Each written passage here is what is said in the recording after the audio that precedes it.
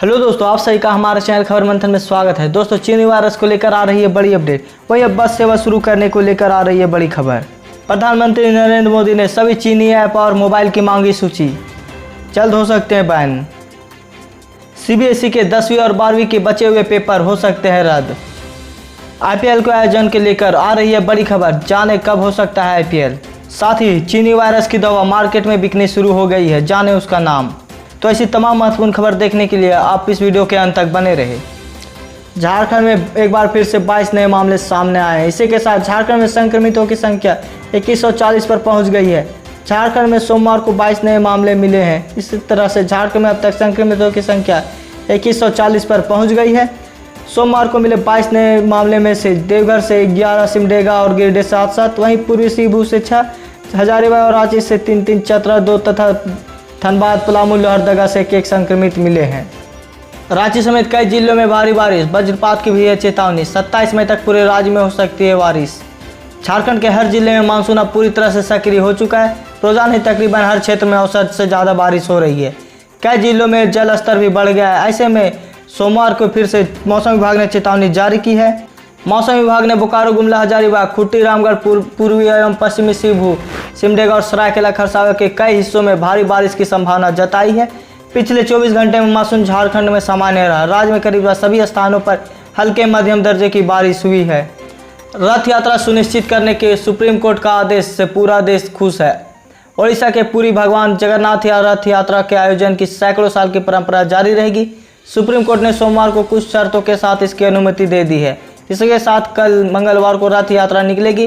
Court के इस फैसले के बाद केंद्रीय गृह मंत्री अमित शाह ने उड़ीसा के लोगों को बधाई दी है। उन्होंने रथ यात्रा सुनिश्चित करने के सुप्रीम कोर्ट के फैसले से पूरा देश खुश है। छठी जेपीएससी परिणाम पर हाई कोर्ट ने आयोग से मांगा है जवाब।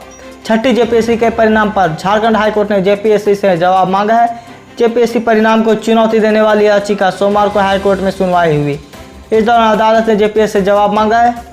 मुकेश कुमार की ओर से दाखिल याचिका में कहा गया जेपीएससी के सभी पेपर के क्वालिफाइंग मार्क्स के आधार पर परिणाम निकाला है, जबकि नियमानुसार प्रत्येक पेपर के क्वालिफाइंग मार्क्स के आधार पर परिणाम जारी किया जाना चाहिए। बता दें कि छठी जेपीएससी परिणाम पर कई याचिकाएं हाई कोर्ट में दाखिल की गई है। क्वालिफाइंग मार्क्स और मेरिट लिस्ट को लेकर अदालत में पहले भी चुनौती दी गई है। 15 दिनों में काम नहीं मिला तो सरकार देगी बेरोजगारी भत्ता। देश के अलग अलग हिस्सों से झारखंड लौटकर आए मजदूरों को रोजगार के अवसर मुहैया कराने को लेकर सरकार चिंता का असर देखने को लगा है। ऐसे लोगों को खासकर कुशल श्रमिकों के लिए शहरी क्षेत्र में भी रोजगार की गारंटी लेकर योजना तैयार की गई है। किसी कारण से रोजगार नहीं मिलने की स्थिति में बेरोजगारी भत्ते की गारंटी होगी।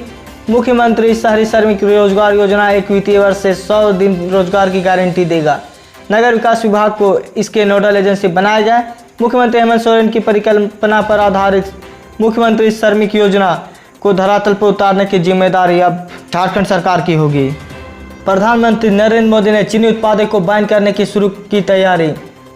सरकार ने कम गुणवत्ता वाले आयात, विशेषकर चीन से आने वाले उत्पादों पर अंकुश लगाने और घरेलू विनिर्माण को बढ़ावा देने के लिए उद्योगों से सस्ते आयात की सूची, उनकी घरेलू कीमत और यदि कोई हानि हो तो उनका ब्यौरा मांगा है। सूत्रों से पता चला है कि प्रधानमंत्री कार्यालय में हाल ही में हुए एक उच्च स्तरीय बैठक में चीन के आयात पर निर्भर खत्म करने और आत्मनिर्भर भारत को बढ़ाने के तरीकों पर चर्चा हुई है। एक सूत्र ने बताया कि उद्योगों से चीन और आयातित कुछ सामानों और कच्चे माल पर टिप्पणी की गई और साथ ही उसके ऊपर सुझाव भी मांगा गया है। प्रधानमंत्री टिकटॉक बैन करने पर भी ले सकते हैं फैसला। अगर आप भी चाहते हैं टिकटॉक बैन हो तो कमेंट में टिकटॉक बैन जरूर लिखें। 12वीं और 10वीं के बचे पेपर के बारे में एचआरडी मंत्रालय कर सकता है फैसला।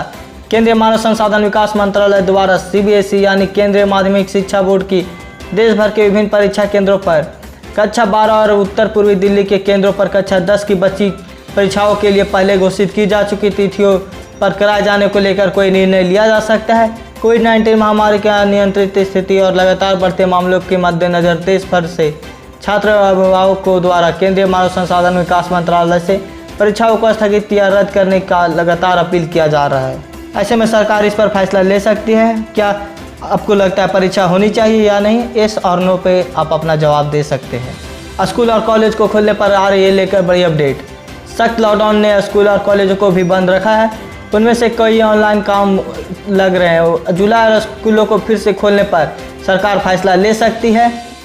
हालांकि केंद्रीय मानव संसाधन मंत्री रमेश पोखरियाल निशंक ने हाल ही में कहा था कि वह इन संस्थानों को अगस्त से पहले नहीं खोलेंगे, पर इस पर फिर से एक बार स्कूल को खोलने को लेकर बैठक होने वाली है।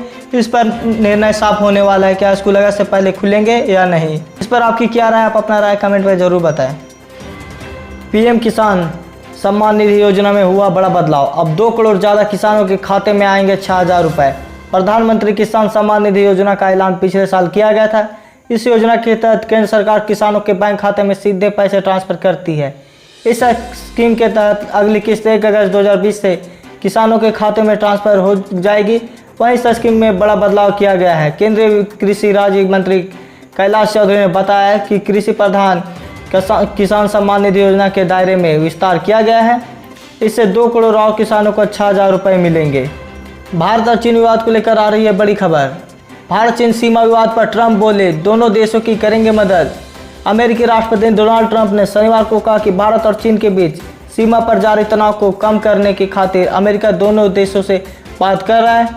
ओक्लाहोमा में कोविड-19 के संकट के बीच अपनी पहली चुनावी रैली को संबोधित करने जाने के लिए मरीन वन पर सवार होने से पहले ट्रंप ने व्हाइट हाउस में संवाददाताओं से कहा कि अब बहुत ही मुश्किल हालात है। हम भारत से बात कर रहे हैं, हम चीन से भी बात कर रहे हैं और हम दोनों की समस्याओं को सुलझाने की कोशिश भी करेंगे। गाय की एंटीबॉडी से तैयार होगी कोरोना की दवा। पूरी दुनिया के वैज्ञानिक चीनी वायरस की वैक्सीन की खोज में जुटे हुए हैं। कुछ देश वैज्ञानिकों ने दवा भी तैयार कर लिया है और उन्होंने चीनी वायरस की दवा बनाने की vaccine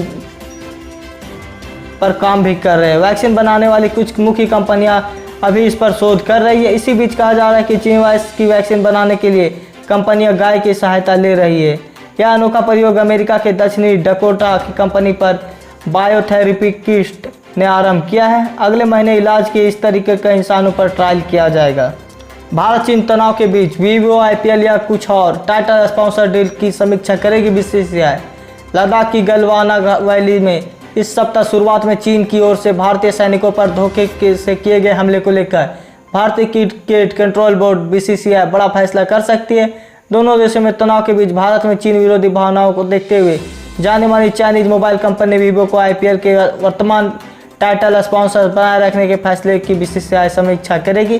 BCCI Indian premiere league के ट्विटर हैंडल ने शुक्रवार ट्वीट किया, सीमा पर झड़प में हमारे बहुत से जवान की शहादत को ध्यान में रखते हुए आईपीएल गवर्निंग काउंसिल में टूर्नामेंट की विभिन्न स्पॉन्सरशिप डील की समीक्षा करने के लिए अगला सप्ताह एक बैठक बुलाई है, जिसमें भारत चीन सीमा पर 4 दशकों से अधिक समय से झड़प थी, जिसमें कम से कम 20 सैनिक शहीद हो गए हैं। क्या आईपीएल को वीवो को स्पॉन्सरशिप देनी चाहिए या उसे खत्म करनी चाहिए? आपकी क्या राय, आप अपना राय कमेंट में जरूर बताएं।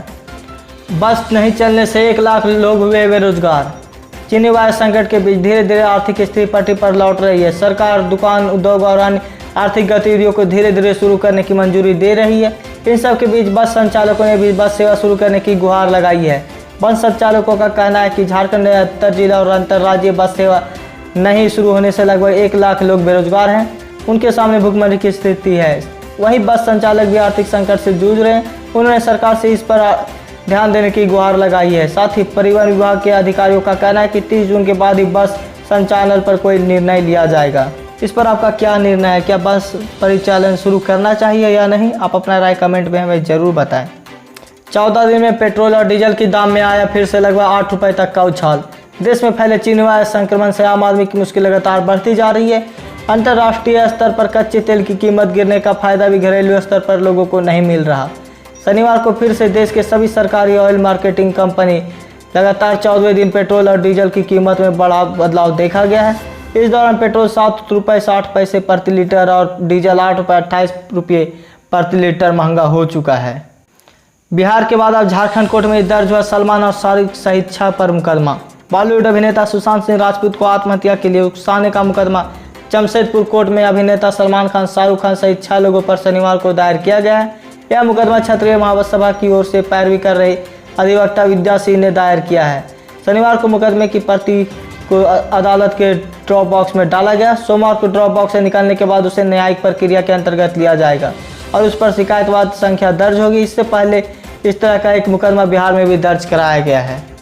गरीब कल्याण रोजगार अभियान के तहत घर में रहकर अब मजदूरों को मिलेगा काम। चीनी वायरस संक्रमण को रोकने के लिए पूरे देश में लगभग लॉकडाउन घोषित किया गया था, उस वक्त अलग अलग शहरों से लाखों की संख्या में प्रवासी मजदूर अपने घर लौट चुके हैं। अब उन मजदूरों के सामने रोजी रोटी का संकट है। ऐसे में इन मजदूरों को तत्काल रोजगार देने के लिए केंद्र सरकार ने गरीब कल्याण रोजगार अभियान का ऐलान किया था, जिसे 20 जून को बिहार के खगड़िया से लॉन्च किया गया। इस अभियान के तहत 125 दिनों तक मजदूरों को अलग अलग कामों में रोजगार मुहैया कराया जाएगा। सरकार ने इसके लिए 50,000 करोड़ रुपए का फंड भी मंजूर किया है। इसके लिए फिलहाल 6 राज्यों में से 116 जिलों को चुना गया है। अभियान को कामयाब बनाने के लिए सरकारी तंत्र प्रवासी श्रमिकों की सहायता के लिए मिशन को तेजी से काम पर ला रही है। तो दोस्तों, आज की ताज़ा खबर बस इतना है। अगर आप हमारे चैनल में नए हैं तो हमारे चैनल को सब्सक्राइब कर दें और बेल आइकन दबा दें, ताकि जब भी हम वीडियो डालें नोटिफिकेशन आप तक पहुंच जाए। साथ ही इसको ज़्यादा से ज़्यादा लाइक करें और शेयर करें।